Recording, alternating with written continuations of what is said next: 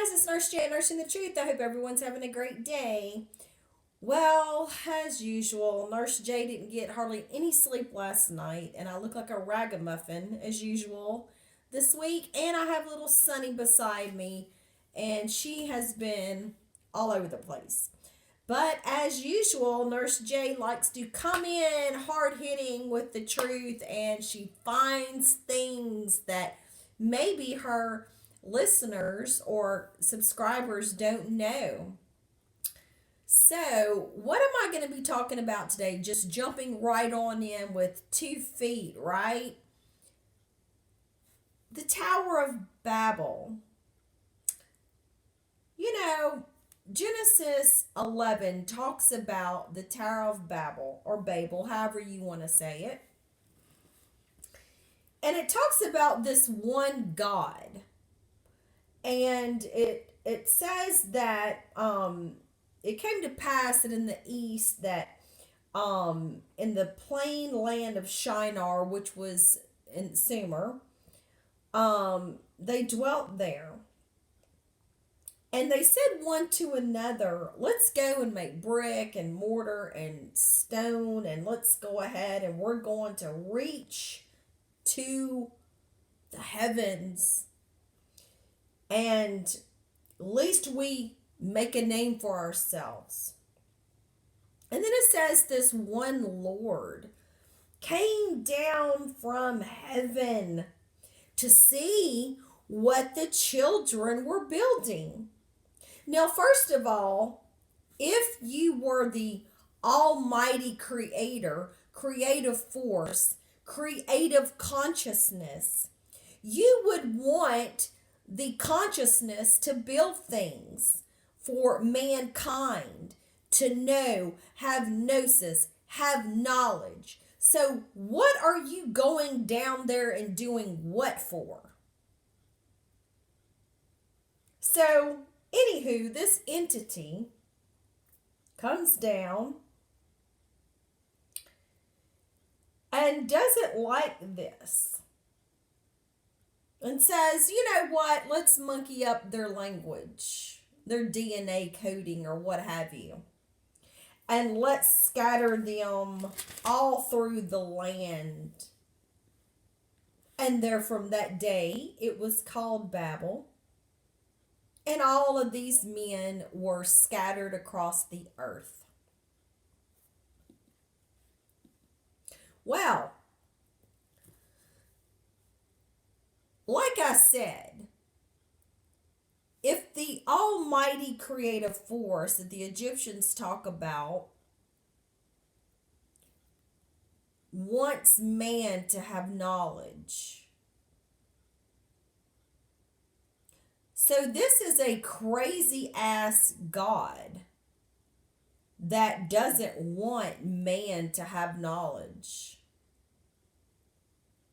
So he goes and messes it up.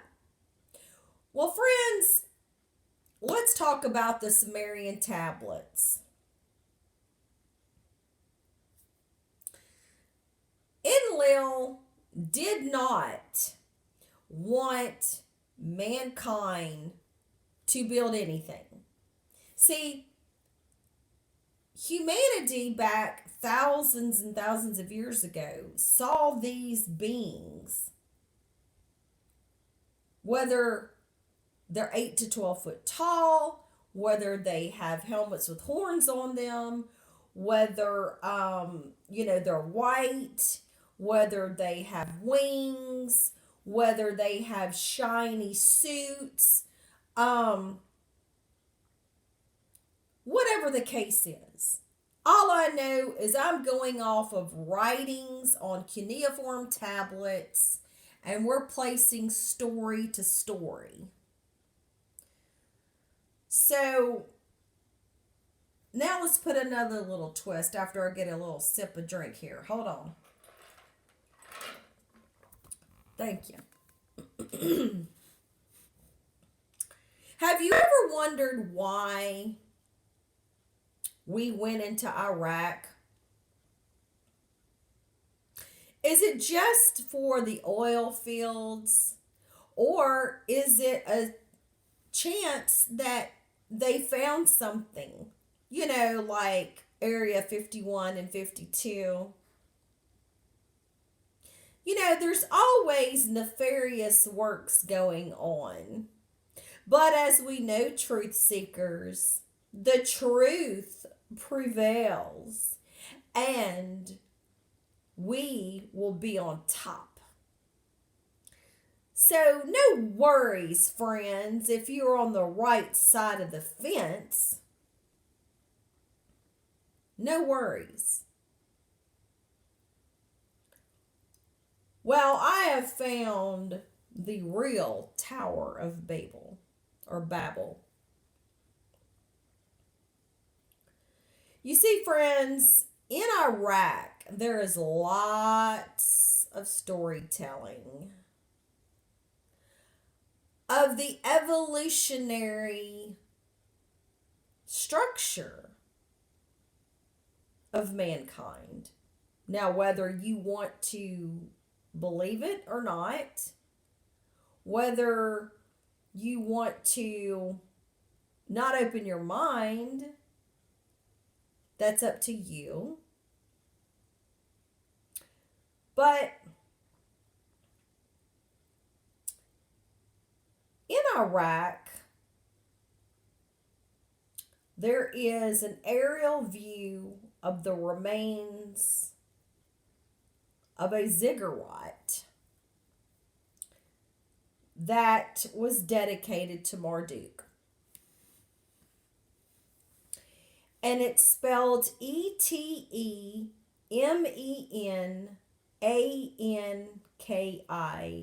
Etemenanki. Almost sounds like inky.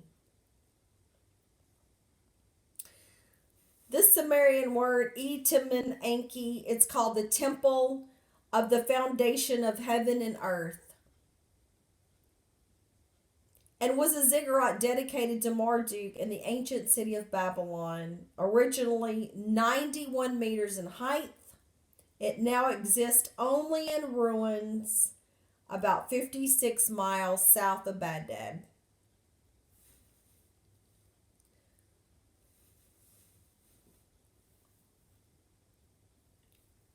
It's unclear, they said, about the original construction. Andrew George says that its builder may have reigned in the 14th, 12th, 11th, or 9th century BCE, but argues that the reference to a ziggurat at Babylon in the creation epic Enuma Elish. So you need to read your Enuma Elish, your 7 tablets of creation, and you need to read the Epic of Gilgamesh. That will give you all these biblical stories. Is more solid evidence for a Middle Assyrian piece of this poem survives to prove the long-held theory that existed already in the 2nd millennium BCE. Babylon had been destroyed in 689 BCE by Sennacherib, who claims to have destroyed the Etemenanki. It took 88 years to restore the city. Work was started by the Assyrian king Esarhaddon and continued under Nabopolassar, followed by his son Nebuchadnezzar II, who rebuilt the ziggurat. The city's central feature was the temple of Marduk called Escala, in which the Etemenanki ziggurat was associated. And I'm going to show you what it looks like based on what it says in the paper.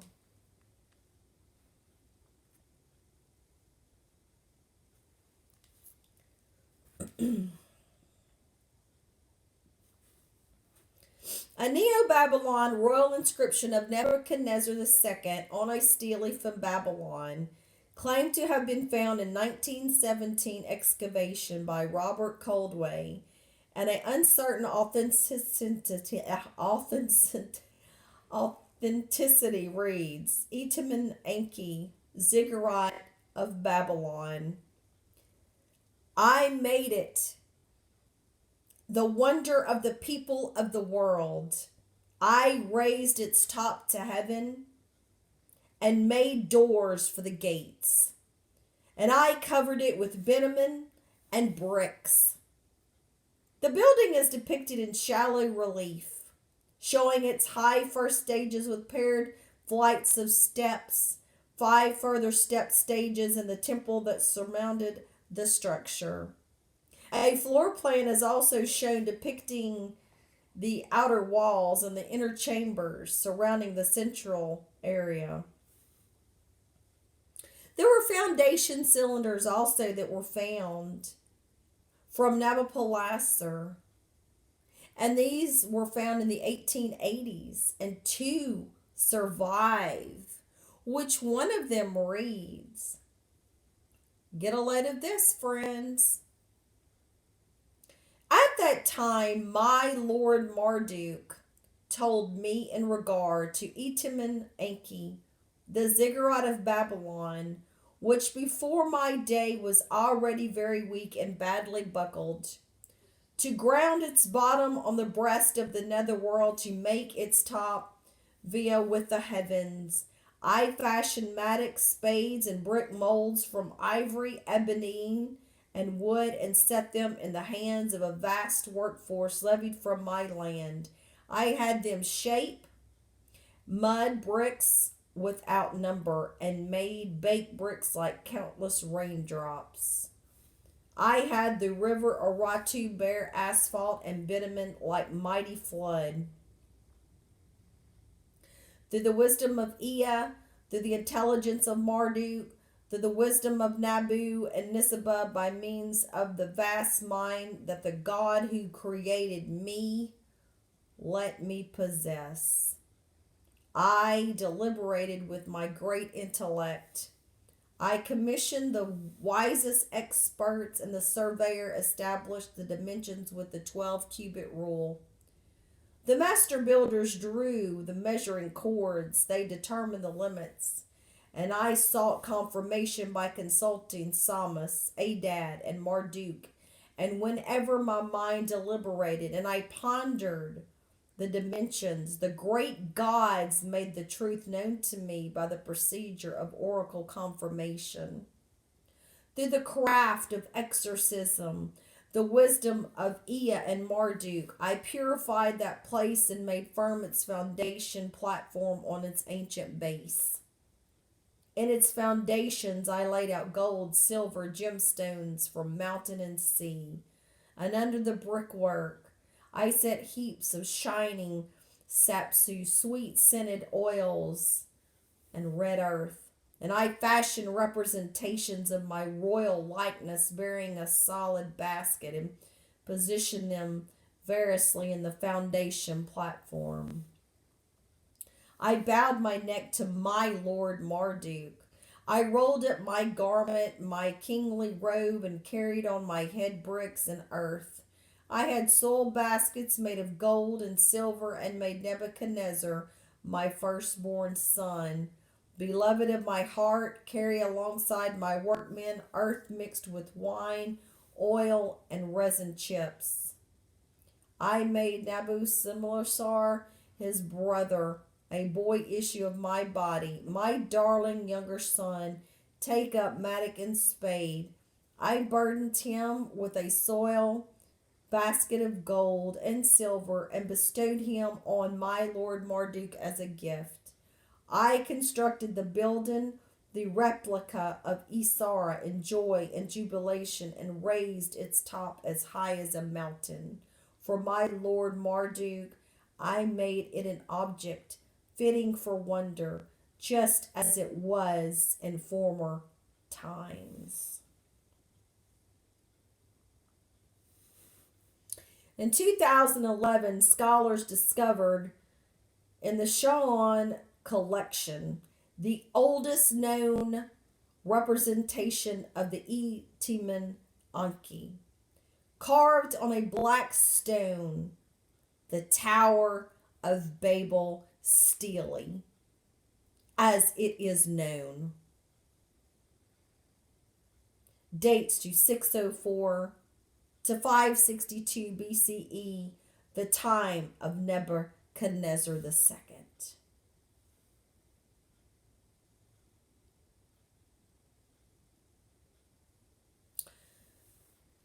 They also have another tablet from Uruk from 229 BCE, a copy of an older text that's now in Paris, translated in 1876, and it gives the height of a tower as 7 stocks with a square base of 91 meters on each side.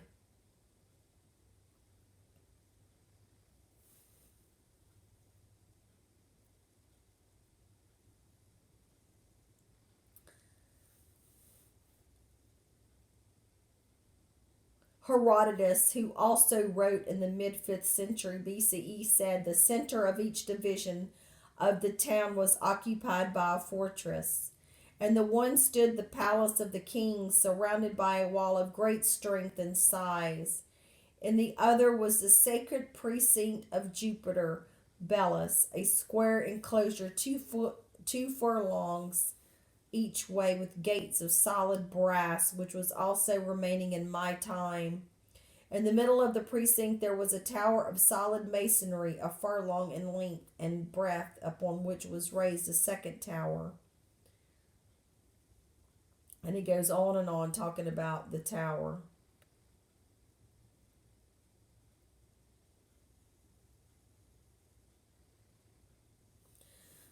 This tower of Jupiter Belus is believed to refer to the Akkadian god Bel, whose name has been Hellenized by Herodotus to Zeus Belus. It is likely that it corresponds to the Etemenanki.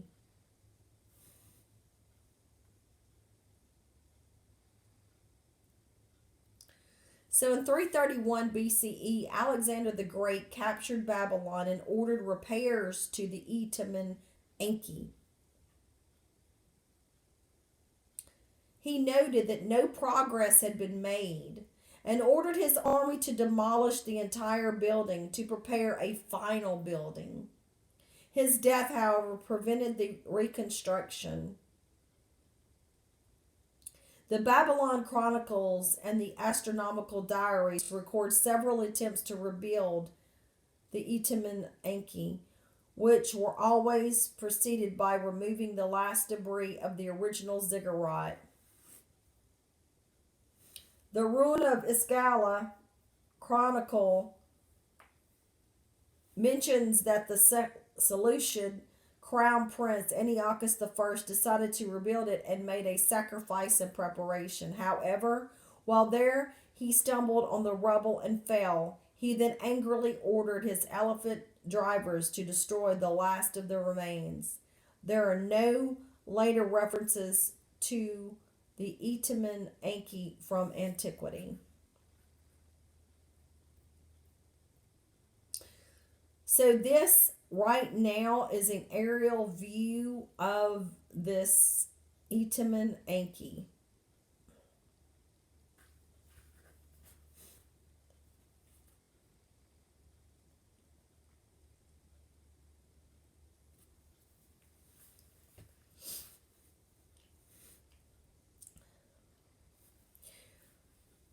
So, if you read Zachariah Stitchin's books, the Earth Chronicles, or just reading through the Sumerian tablets,